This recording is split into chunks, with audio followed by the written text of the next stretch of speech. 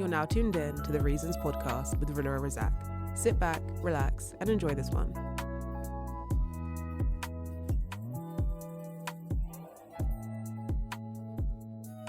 All right, what's up, people, and welcome back to the Reasons podcast. We are back, and we're back a bit early. I was going to plan to do every 2 weeks to upload this, but I got too eager, and I also have something that's really burning in my mind that I want to discuss, and it's really messing with I'm trying to write an article, basically, and I can't write it because too many things are going on. So I thought, all right, let me jump on the pod, talk about it.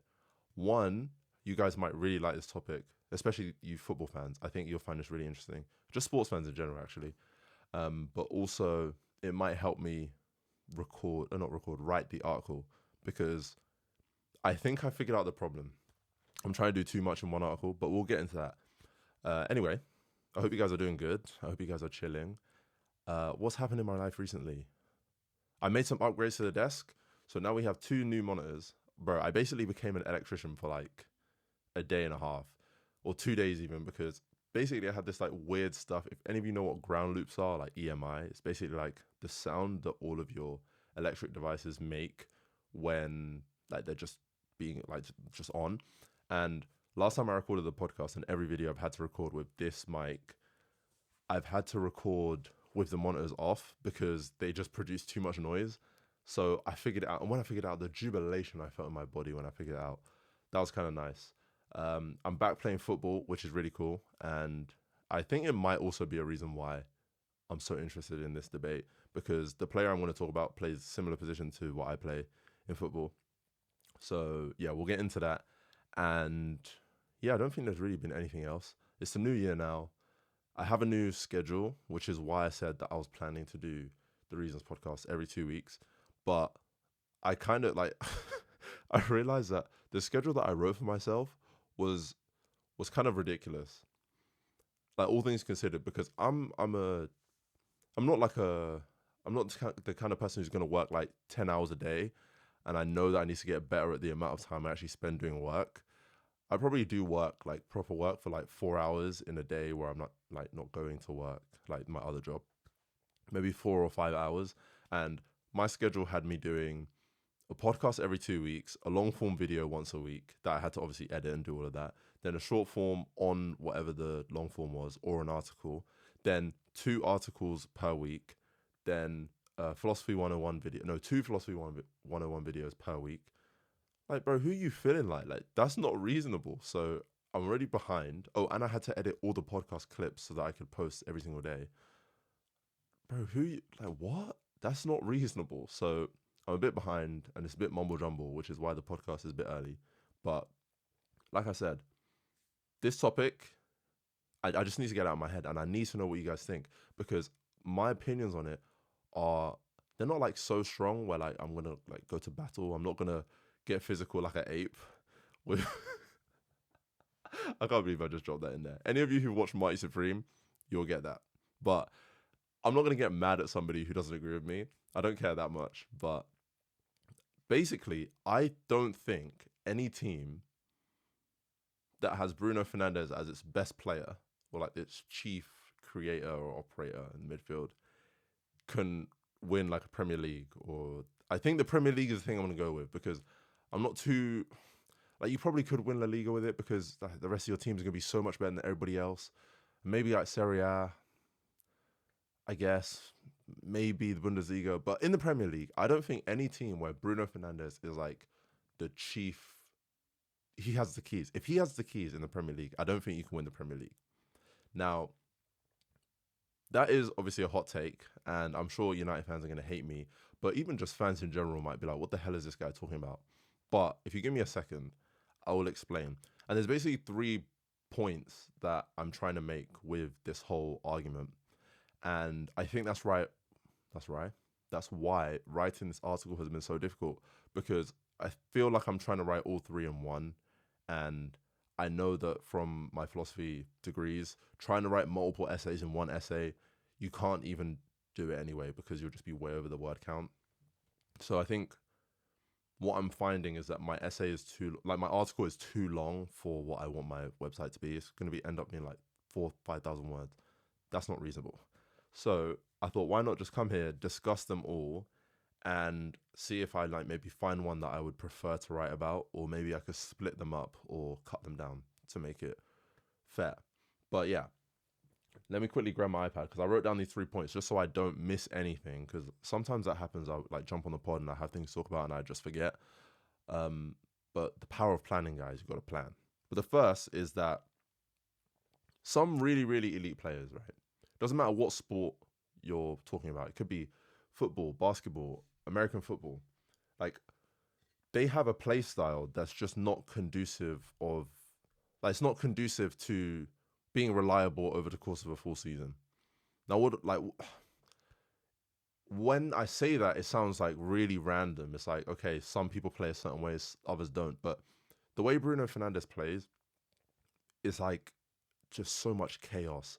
And it is so fun sometimes to watch Man United because they might score 3 goals in like 5 minutes and he's at the center of everything. But I think over the course of a full Premier League season, when you rely on that stuff to win you games, because Man United are often they'll often surrender more position than their opposition, more possession than their opposition. um, they'll play a lot of long balls. They play for second balls. Very physical game. And because they have Bruno Fernandes, this stuff all works because he's really good at playing through balls. His progressive pass numbers are off the charts, but then his completion percentage is really low for a midfielder. His pass completion percentage, I don't know exactly the percentile, but it's really, really low. Like stupid low for a midfielder as good as him. But the problem is not that the percentage is just low. It's that it's that if you're going to try and win a Premier League trophy, you can't really have that be your chief operator. Like I don't think that can be your primary outlet, if that makes sense. Think about Man City with Kevin De Bruyne or Rodri or whoever you like to say is the chief guy over there. Everything they do is very controlled, and even when they try and progress, is very controlled. Like everything they do, there's almost, I don't want to say no jeopardy because there is always jeopardy with anything in football, but it's almost like as little jeopardy as humanly possible. And obviously that's because of Pep and also because of how good the players are. But there is something to be said for just how much control Man City have over games, even though they have players like Kevin De Bruyne who are still able to do outrageously expansive things. Man United don't have that. They just say, Bruno, just go do a bunch of stuff. Like, go play 15 through balls, shoot from 30 yards. And because he's so good, he often scores or assists so much. Like, he's so prolific for a midfielder that you say that play style, yeah, we just need to build around him and we can win. I just don't think... I think if you ever build around Bruno Fernandes, you're not going to be able to win a Premier League because if you maximize him, you're going to give up. This is kind of the next point, but I think his play style is so unreliable. Not because he's unreliable, because his play style is unreliable. Like, you can't expect somebody every game to play pinpoint through balls, to score long shots, to...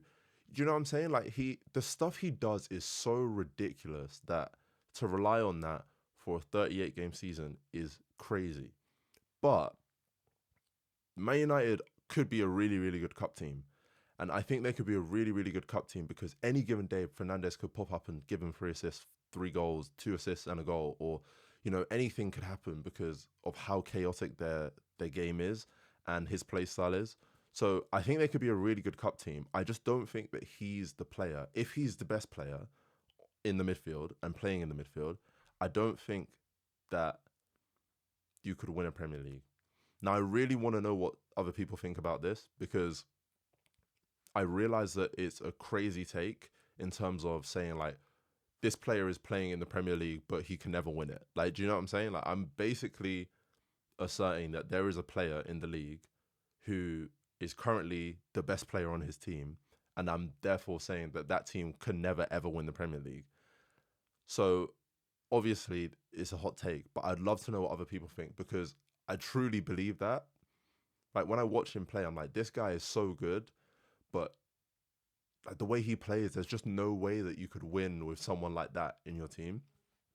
And it's kind of like in the NBA, like, so essentially this kind of idea has been probably it's probably come a lot from the fact that I'm really into basketball and I keep up with the narratives and what's going on over there. This kind of debate happens a lot with certain players in the NBA where they like certain plays like Kyrie Irving, for example. His play style is really, really entertaining, and you watch him do stuff, you're like, this guy's so good. If we just built around him, we could win. But sometimes you build around him, like when he was in Boston, they basically built around him and they were bad. But when he was the second best player in Cleveland, they went to the finals like 3 years in a row. So I think Fernandez is that kind of player. I think he's that really, really elite talent, but not good enough to warrant, like his play style isn't reliable enough to warrant him being the best, if that makes sense.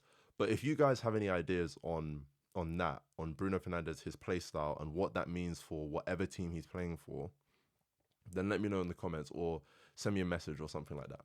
Because I think it could be really, really interesting to see like what not only United fans, because United fans will know more than me in terms of watching him play.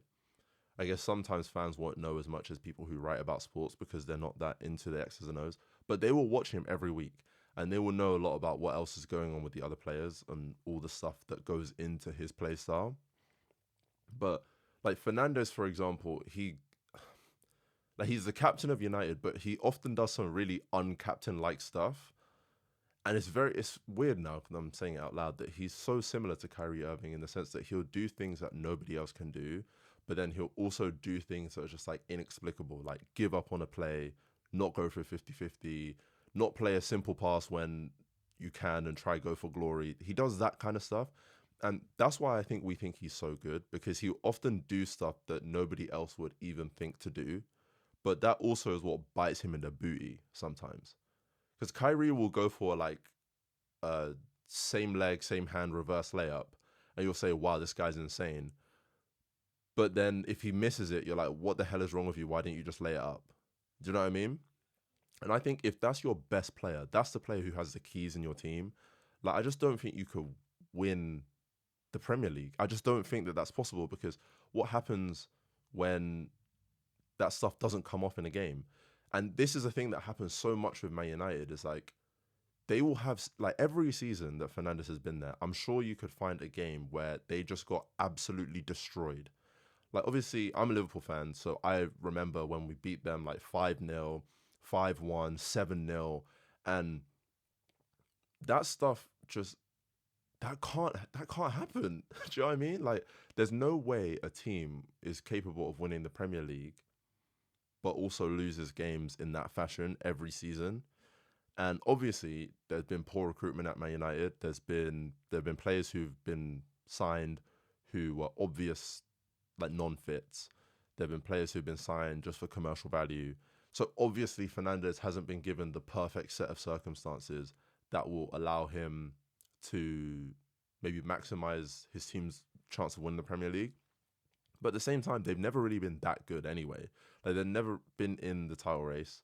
They've never done particularly well in the Champions League. They did win the Europa League last year. And I'll get onto that. It's so hilarious how in their worst ever Premier League season, they were a fantastic cup team. And that's kind of my point. But like I said, I'll get onto that. But I just don't get how his play style can translate to 38 game season. Like, no matter who else is around him, like he was playing with, like, there was a period of time where he was playing with good players. Rashford, Martial, like, I know obviously he didn't live up to what he was meant to be, but the guy was good at football. Like, the guy was pretty good. And for Bruno Fernandes, he's like the perfect striker ever. Just runs in behind, link up play, all of that is perfect. Rashford, Martial, Greenwood, Pogba, Matic on the back end, I guess, Fred. Like, these guys aren't horrible, but they were definitely made to look worse. And I think they were made to look worse because when you give Fernandes the keys, you just give up a lot. And that's point number 2, is that there are some players whereby the accommodations that you need to make for them to succeed are just too much. Like, you give up too much to make that player good. So I don't know if that makes sense. So obviously, all right, first point, let's just make a clear break. Okay, there's a clear break between point 1 and point 2. Point 1, there are some players who are so good at what they do, but their play style is just not conducive to reliability. Fernandes, it's the progressive passes at every opportunity, the low pass accuracy, pass completion, that kind of thing, the high risk, high reward kind of play. Same with Kyrie Irving, like I said, with the basketball reference. So that's point one. Let's nip that in the bud. Now, point two is that to make the correct accommodations for certain players, you give up a lot in terms of like team balance or maybe being difficult to beat, that kind of thing, right? And I think Fernandes is maybe the prime example of that, because for Fernandes to be as good as he can be, you'd prefer for him to be playing ahead of a couple more midfielders, right? Because he's not particularly good defensively. I mean, he's okay. He's not awful. You don't look at him and go, okay, I'm just going to run right by him. But he does have a propensity to give up on plays, like I said earlier, and just not really be involved in the midfield battle. So you'd prefer it for him to be ahead of a couple midfielders. And when he was at his best, which was probably his first two seasons, I mean, his first season, he had, 12 goals and 8 assists in 22 games. And then his second season, I think it was 58 games, and he had like 28 goals and 17 assists. Now, that's insanity, right? Production for a midfielder. But he was playing ahead of two midfielders, sometimes Fred and McTominay. Obviously, United fans hated that double pivot.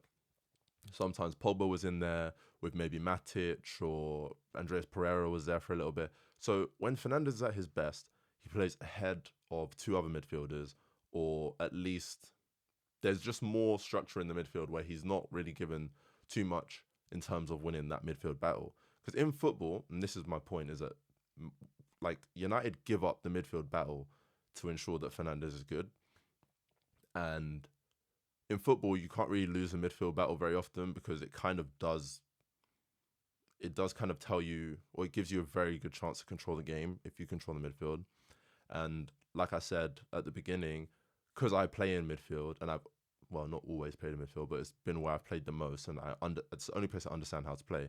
If you lose a midfield battle, most of the time you're going to lose the game, or you're going to lose control of the game at least, because that's where I guess the link to everything is. If you don't have any midfield, I've played in games where there've been absolutely no midfield presence from my team, and it means that the forwards are not involved. It means the defense are doing 2 times the work as they have to, 2 times as much work as they have to, or would normally have to, and it completely wrecks the balance of the game.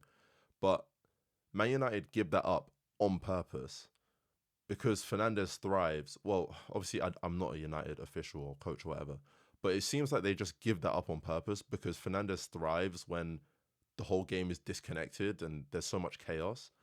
And that's why we're now seeing, Amorim is now gone, but we saw Fernandes playing in this midfield too with Casemiro for like the entire season this year, just before he got injured. And you think in your head that doesn't make any sense. First of all, Fernandes playing in a midfield, like in the midfield too, not ahead of the midfield too, or with any protection. Like he has to be involved in the midfield battle. That doesn't make any sense. Then you watch how they actually played, and I think it was in my podcast video or my podcast episode when I spoke about the United Liverpool game. There was absolutely no midfield. Like, they didn't play with a midfield in that game. Like, Casemiro would sometimes have the ball, like he'd get it off the goalkeeper. There was one time they played a short pass from the goalkeeper. Every other pass of his was long, but there was one time that he played the ball to Casemiro and there was literally nothing ahead of him for like 30 yards. It was like Bruno Fernandes was part of the front three. They're basically playing a front four. And when you think about what you give up in that game, like let's say Casemiro loses the ball there, there's absolutely no midfield. And this is my point, is that to get Fernandes to play well, you have to give up so much, like so much. You have to you have to find a double pivot that is so good that one of the midfield three can essentially just be a forward. Or you play him in the double pivot and just say, F it, we're not going to win the midfield battle. And you're probably going to lose the game if you do that anyway. So the way that Fernandes, what United have had to do to make him good, you're not winning the Premier League by doing that every year. There's just no way. I don't. Well, okay.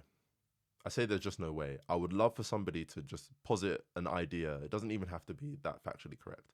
Posit an idea to me where you can do that, where you can give up the midfield battle, or you can have a midfielder in part of a midfield three who is just not really involved in the midfield battle or any midfielder duties and just plays like a shadow striker. Because that's what Fernandes is practically. He's like a shadow striker, and sometimes his team will force him to play really deep. And even when that happens, he just plays even longer progressive passes, and you just see even more glimpses of his brilliance, right? But he's not really a midfielder in the sense that he's going to get involved in a midfield battle if you need him to. So that rules him out from playing in a double pivot, which is probably why United have been so, like, they've tried so much this year to play long balls, is because he's in this double pivot, but he isn't. Does that make sense? Like, he just refuses to play in there. Like, he doesn't really drop off and help build up because he's not really, that's not his role. Like, that's not what he's good at. So they just decide, all right, F it, we'll play over him and hope he picks up a second ball, and now we're in transition. At least that's what I've picked up this season. But I don't think you can do that consistently and over the course of a 38-game season win the Premier League. Like, I just don't understand how that's possible. So he can't play in a double pivot.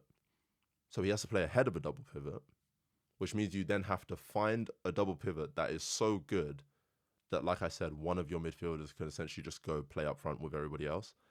I don't think that exists in the world.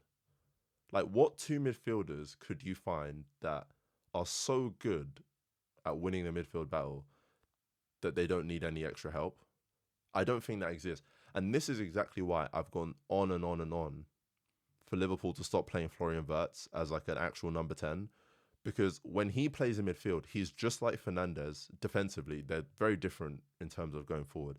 But defensively, they are so similar because as much as Fernandes doesn't try sometimes, he's capable. But Wirtz sometimes will try and just isn't capable. So they basically offset each other. They're basically the same, where they're just not very good defensively. But when they're in part of the midfield three, they have to defend. Like, they have to do some defending, but they're not good at it. So it causes so much it's just so much unrest for the midfield, the other two midfielders. And neither team has a double pivot good enough to have a player like that in there. Like, don't get me wrong. Szoboszlai and Gravenberch are fantastic players. McAllister's a fantastic player. Curtis Jones is such a good footballer. None of them, in any combination, are good enough that you could play Florian Wirtz in a midfield three with them. It's just not, like, you can't do that, right? You might have a game, don't get me wrong, you might have a game where Florian Wirtz just goes absolutely mental, assists 2 goals, scores 2 goals, and it's because he's playing in that position. But over the course of a 38-game season, that's probably not going to happen very often. And you're probably going to run into the inverse problem where he's just absolutely overrun in the midfield. And that's what Fernandes would have if he was part of a midfield three. And that's kind of why he's been so good, is because the teams have just allowed him to just not be part of it. And that's why United haven't ever been good. Like, he's been there for like 5 years and he's been good every single season. Like, he's been good every year.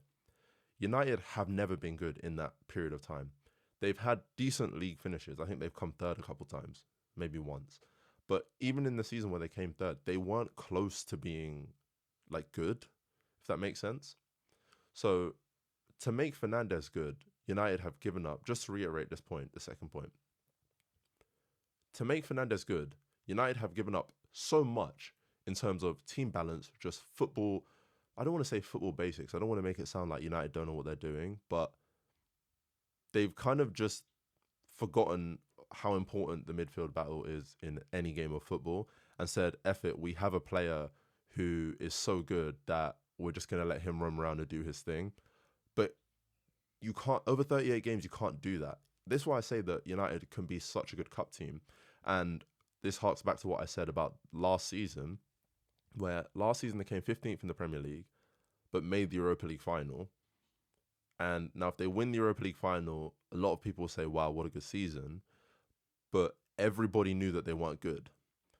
So why is that?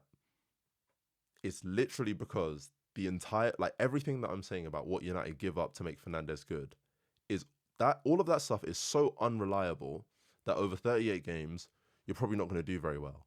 But in a cup setting where every game is a knockout game, you might just win the whole thing. You know, like you might just get Fernandes firing on all cylinders in all of the 9 games that you play after the group stage or whatever. I guess you got round of 16, quarters, semis, final. That's like 5 games, 4 or 5 games that really matter. And you might just be able to piece together 5 games that are just so fantastic from him that you might just win the whole thing. And this is what we saw with Liverpool back in, 2017, when we made the Champions League final, but only just made the Champions League in terms of league positioning by like 1 point. We were so good at piecing together these chaotic games over and over and over again. And we just made the final and then just got railed in the final. Like, United with Fernandes is a bit like, it's a bit like what Liverpool have been like in the entire Klopp era, right? It's just that Liverpool have far better players, and I'm going to get on to the way that the things that they give up to be good in a second, but United are a bit like Liverpool in the Klopp era where stuff is just so chaotic. Like, it's so chaotic and anything can happen and you have no clue. But United's recruitment is garbage. It's so bad. So the team overall is not very cohesive and it's not very good. Whereas Liverpool's was like a well-oiled machine. It's like everybody complemented everybody. And the same way that you have to give up a lot to get Fernandes to be firing on all cylinders, you also have to do the same for Mo Salah. And Mo Salah is like the antithesis of the Bruno Fernandes problem. And it's simply because they play different positions and the importance of their positions to the entire game is completely different. Mo Salah can have everything work for him in terms of the midfield 3 running around, getting the ball back, his front 2 partners being high pressers, all of that stuff. If he has a stinker, you don't automatically lose the game because he's a right winger.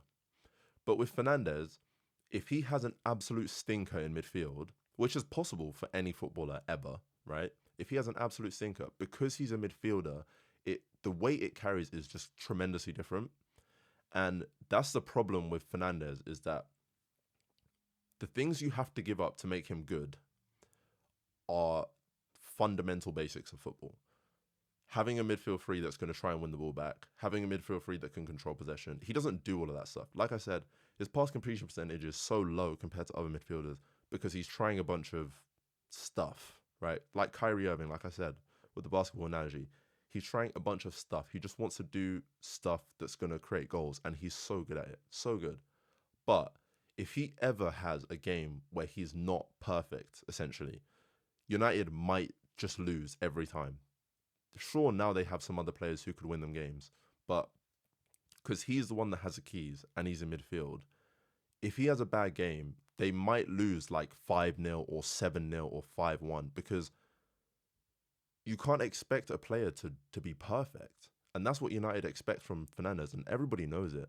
They say, oh, if Fernandes wasn't playing, United would have got relegated, all this nonsense. But it might be true, because what on earth is the plan? What is the plan outside of Fernandes do something for us? Now, the reason I'm saying that this is completely different to Mo Salah is because Mo Salah could miss 5 chances, and every time he has a one-on-one with his fullback, he loses the duel, he gets tackled, and they go counter-attack. The way Liverpool was set up, they were still structurally sound if their star player wasn't a star player. Man United are not structurally sound, full stop. But if their star player isn't a star player, they're even worse, right? Because everything they give up by allowing Fernandes to not really be part of a midfield is amplified when he isn't doing the stuff on the other end. So Mo Salah has, I guess, a few jobs at Liverpool. He's asked to press. I guess now that he's a bit older, he doesn't do this as much. But he was asked to press. He was asked to create chances and score goals. That was it. He wasn't asked to do anything that was going to have like a really big impact on the wider game. Maybe a few circulations of the ball, but primarily he was just tasked with just going and getting goals, right? Fernandes, as a midfielder, and maybe United aren't giving him all of these instructions, like midfielder type instructions, keep possession, circulate the ball, because he clearly just wants to go score goals and assist goals. As a midfielder, you have far more responsibility. And if your best player is a midfielder that isn't really playing as part of the midfield, then I just don't see how you can win the Premier League. I don't get how, and like I said for point one, I would love somebody to give me a reason as to why I'm wrong. Because, like, I guess it would just be good for the both of us or for anyone who's involved in this debate to talk about what this might mean for Fernandes for United in the future.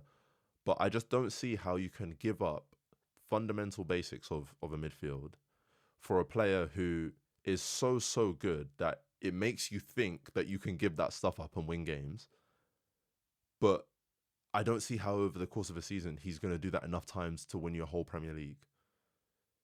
But you might win a cup. You could win an FA Cup, a League Cup, a Champions League, a Europa League, a Conference League with this style of play.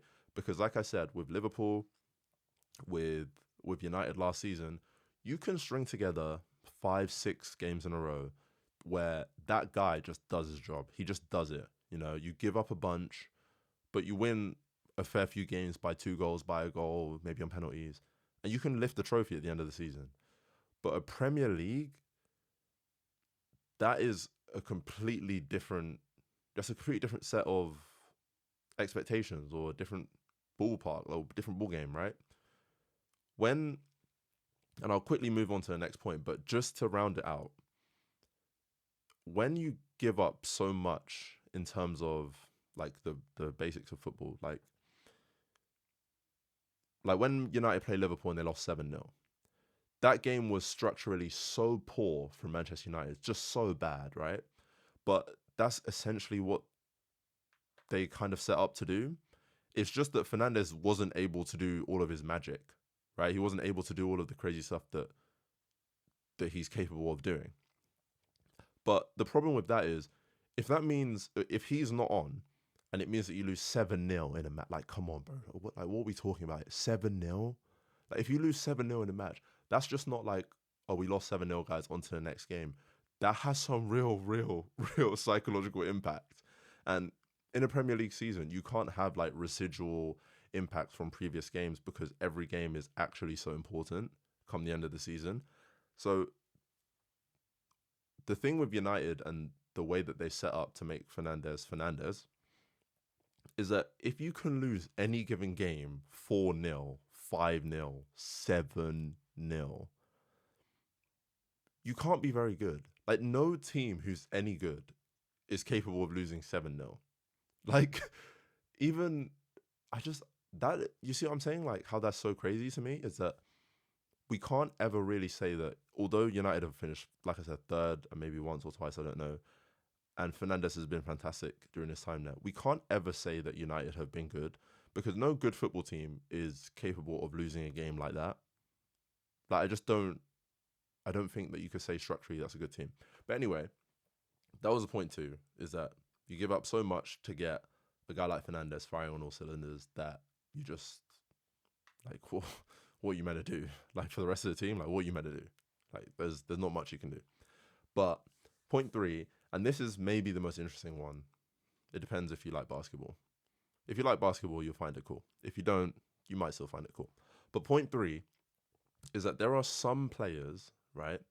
There are some sports people, I guess maybe not baseball. I was going to start with baseball, but no, they don't really have much impact. So we're going to go with just football and basketball. There are some players who are too good to be like the secondary option, to be the sidekick, right? Think guys like, I don't know, like Kyrie, like Paul George, like maybe Carmelo Anthony, right? These are the kinds of players where you're like, okay, that guy's good enough that we could build the team around him and we'd probably be able to win a championship. But then these players are also not good enough to be the main guy. Okay, so they're in this weird limbo where they're too good. Well, you see them play and you're like, wow, we can build around this guy. He's so good. If we just like got everything right, all the right pieces around him, blah, blah, blah, blah, we can win. But then they get put in that situation. You're like, okay, he's really a number 2 guy. He's not a number 1 guy. Now, I think Fernandes is one of them. Just like Paul George, he got his chance in OKC when he was almost an MVP winner, and they got to the playoffs. He had his guys. He had Russell Westbrook. He had Carmelo. Maybe not the best fit, but a really good team. And he just wasn't good enough to be that guy. The one. He wasn't able to be the one and them win. Okay, Kyrie had the same. He won in Cleveland when he was a number 2 guy. He made the finals the year before they won and the year after they won. They were good. Okay, he was good. Then he goes to Boston, misses a year, but he comes back. Team is perfect. In fact, the team went to the Eastern Conference Finals without him the year before. So you're thinking, okay, just put Kyrie in, our best player, and we're obviously going to win. They were worse than the year before. So you go, right, Kyrie, he's not number 1 guy, he's a number 2 guy. So then he goes to Dallas, he's a number 2 guy, they make the finals. You see, he's just not really the one. Carmelo had the same thing. He was in New York for God knows how many years. He's basically like Bruno Fernandes in basketball terms. He's such a good scorer. He's such a good player, but they were never good. Like, ever. They were just never good. And then you go, right, Carmelo's just not a number 1 guy.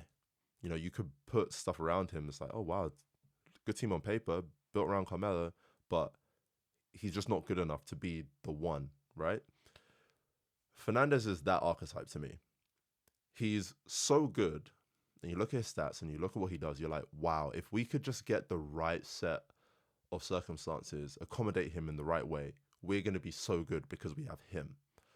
Then you put him in that role and he does so well. And that's the thing with Kyrie, with Paul George, with Carmelo Anthony, with Bruno Fernandes. They all do so well, even though their team isn't very good. And that's the thing that I think ultimately draws me to this conclusion that you can't win if Bruno Fernandes is your best player. Because no matter what, he's going to do what he was brought in to do, what he was supposed to do. And even though he will put up all world figures like 28 goals and 17 assists in 2021, you're still not good. That doesn't make sense to me, right? That doesn't logically make any sense to me that the guy that you build around, whatever you wanted, so you want a certain thing from Bruno Fernandes when you build around him. Now he gives you that thing and you're still bad. That obviously might be in part to do with the recruitment, right? The guys you did put around him, but you obviously achieved your goal in some part of maximizing your best player, making your best player the guy. Now, Man United have somehow managed to do that for 5 years, or maybe it's 6 years now, coming on 6 years with Fernandes. He's been good every year and they've been bad every year. So they've obviously found a way to build around him in a fashion that makes him good, but they're not good. Now, if you think about Portugal, for example, and this is why I think Fernandes is the perfect example, is that Portugal, when he's playing for Portugal, he's not the guy. Like, he's not given the keys. He has to play with other players who do different things, right? It's not chaotic at Portugal. It's very controlled and composed. And this is why I think that United is, although they're a terrible team, the perfect club for him, like the best possible club he could play for. Because he goes to play for Portugal and he's good, right? Don't get me wrong, it's not like he's bad, but he's not Bruno Fernandes. Like, he's not that guy. And it speaks to just what kind of circumstances and what accommodations he needs to thrive, is that when everything is a lot more controlled and composed, he can't do the stuff he wants to do. What's he really good at? Progressive passes, progressive carries, long shooting, arriving in the box to like finish chances. That stuff he doesn't get to do for Portugal because they're keeping like 60% possession. Like at United, it's counter-attack, transition, free kick he gets, a penalty or whatever. And all of that stuff he doesn't get at Portugal. So you look at it and you're like, right, when he's the number 2 or 3, I guess maybe behind some of the other midfielders he plays with, he's just a guy. But then he goes to United and he's the guy, but his team is worse.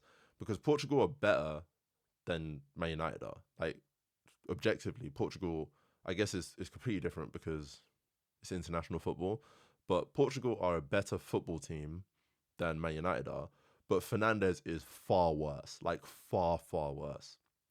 So you look at Portugal and you could say, like, okay, they have the makings of a team who could win a World Cup or win the Euros. They just need a little bit more. Man United are not that. Man United have the guy that they want. They have the player. that they want to make look good. They want to give him the ball. They want to give him the keys. And he's doing everything they want him to do, yet they are bad. That isn't...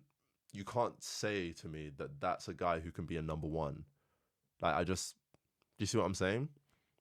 Like, this is why it's so frustrating for me to watch, because I'm like, I feel like he's in the worst possible situation that you could be as a professional footballer, because you're so good that you're going to be given so much responsibility and they're going to build around you in a way that makes you look really good, but you're not good enough to really carry that weight.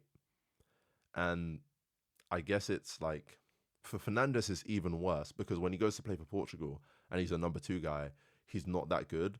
So it's like, if you're Fernandes, you don't want to be a number 2 guy, because at Portugal, where you are, you're not that good. But when you play for United, you're the guy and you're really good.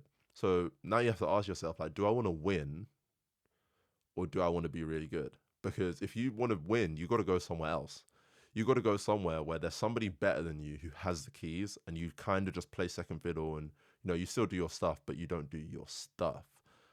Or you could stay at United, where they're literally going to maximize you to the fullest of your abilities, but you're going to be garbage because you're just not a number 1 guy. And it's difficult, it's tough, because I do feel really bad for him, because there's nothing he can do. Like, he can't decide, all right, let me be a little bit worse so I fit in with more teams and I don't get this burden on my back where I have to be a superstar. But he isn't good enough to be the one. Even when... Because right now, United's team is bad. Like, bad squad, bad system. I guess Amram's gone now, but just not good, okay? But he played with some good players at United. Some really, really good players. Rashford, in the form of his life.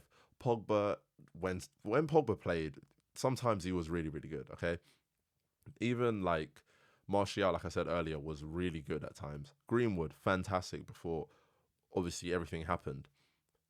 Man United have had some pretty decent teams. Like, we can't say that they haven't had some good teams. Even Luke Shaw, when Luke Shaw was feeling like him, like when he was feeling nice, he was one of the best left backs in the whole league, right? Dallo, when he first joined, was pretty good right back. Like, they've had some good players at United, and Fernandes has always been the best, and they've always not been good. I don't really know what else there is to it other than, if he's your number 1, there's not really much. You don't have much. Your ceiling is just so much lower than another team. And this is exactly the kind of narratives that players go through all the time in the NBA. But I think it has a place in football, because in the NBA, you could turn around and say, look, yeah, Klay Thompson's a number 2 guy. Like, all right, he's a number 2 guy.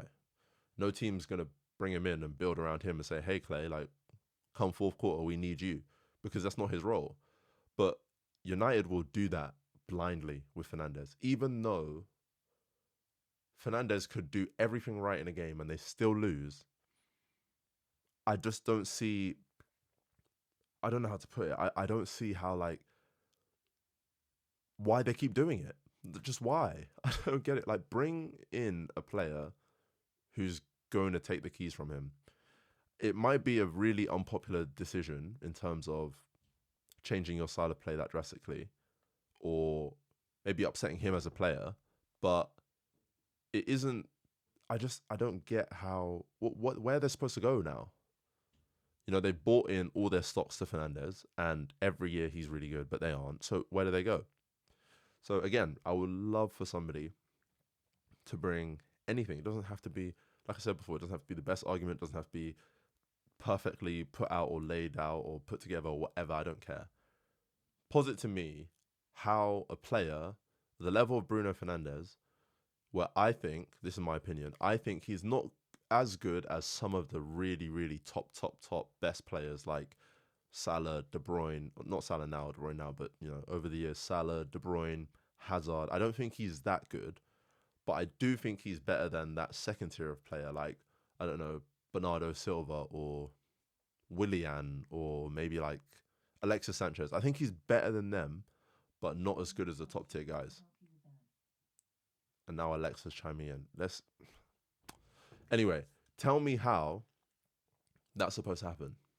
because I want to know. I would love to, you pitch to me if they not run, but like if they have this kind of tactical setup with these kinds of players, maybe then his output is then matched or mirrored in some sense by another player, or maybe the defensive balance means that everything he does is enough. Just I want to understand. And I think that's probably why writing this article has been so difficult, because I don't know what the solution is. I can't see a world in which him being the best player is a viable strategy to win a Premier League. But yeah, like I said before, this was just about Premier League season, like a full season, what that means for him, what it means for his team. Cups, however, they could win a cup. They could win a Europa League. They could win Champions League if they somehow got in there, like just by random, just put together a few good games. They could win an FA Cup. They could win a Conference League. But the Premier League, I'm not so sure. So yeah, let me know what you think in the comments, in my DMs if you want. And yeah, let me know, because I really do want to expand on this idea that I have. It's very rudimentary at the moment. But yeah, I would love to know what you guys think. And I hope you enjoyed another episode of the Reasons podcast, even though it wasn't that long since the last one. I hope maybe I'll just keep doing them this often. I don't know. But yeah, I'll see you guys on the next one, and peace out for now. I hope you enjoyed this episode of the Reasons podcast. Leave any comments below and make sure to tune into the next one.